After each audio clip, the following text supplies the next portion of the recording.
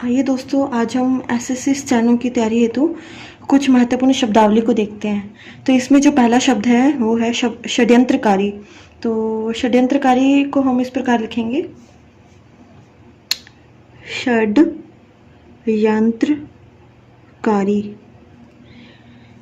देखिए, य को थोड़ा बड़ा करने से इसमें त्र शब्द जुड़ जाता है। तर, जैसे तर या दर शब्द जुड़ते हैं, उसी प्रकार इसमें य को बड़ा करके इसमें तर शब्द को जोड़ा गया है। ठीक है। इसके बाद है संस्कृति या सांस्कृतिक। तो संस्कृति शब्द को हम लिखेंगे स न स, संस्कृति।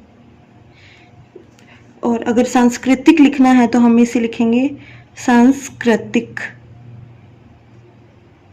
देखिए दोस्तों, इसमें सांस्कृतिक क्र के बाद जो त प्रयोग किया गया है वो ये वाला त का प्रयोग किया गया है। जैसे हम राइट और लेफ्ट दोनों साइड त का प्रयोग करते हैं, तो इसमें राइट साइड से जो त का प्रयोग किया गया है, सांस्कृतिक। इसके बाद है मुक्त बंधुआ मजदूर। तो मुक्त बंधुआ मजदूर लिखने के लिए हम इसे इस प्रकार शॉर्ट फॉर्म में लिख सकते हैं, मुक्त, ब के लिए बंधुआ और फिर से मजदूर, म से काट देंगे।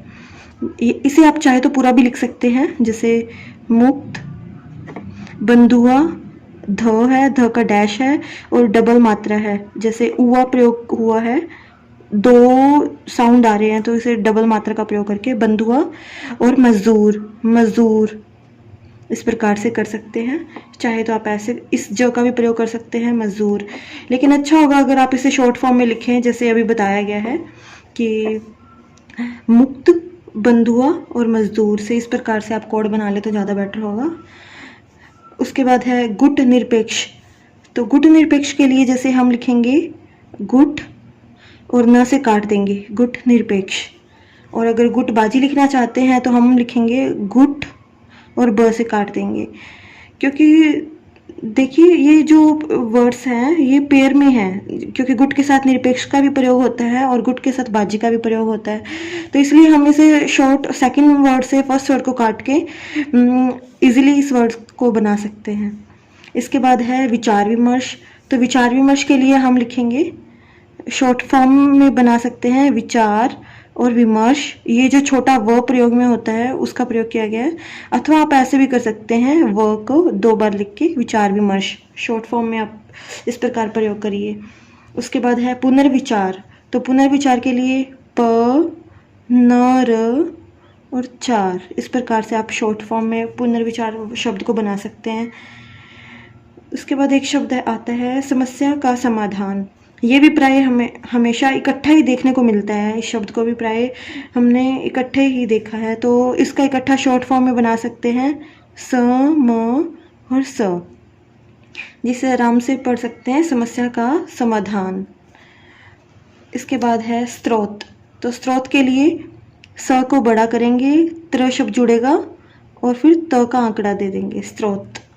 और चाहे तो आप दूसरी तरह भी लिख सकते हैं, स, त, र और तो, स्रोत।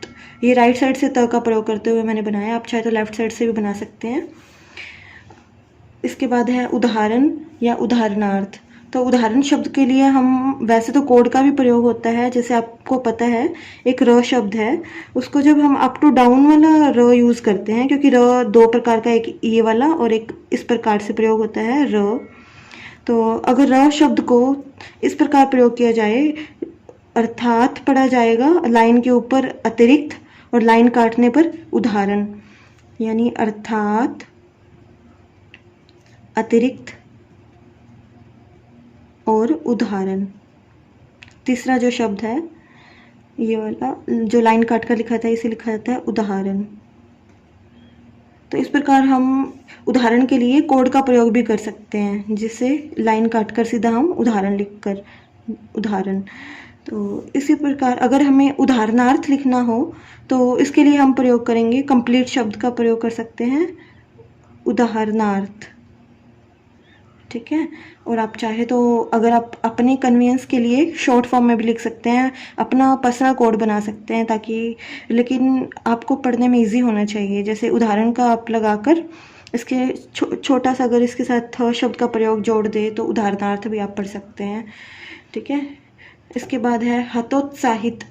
तो हतोत्साहित पढ़ने के लिए ह त फिर स और ह व्रत को बड़ा करके और त, हतोत्साहित शब्द पढ़ सकते हैं।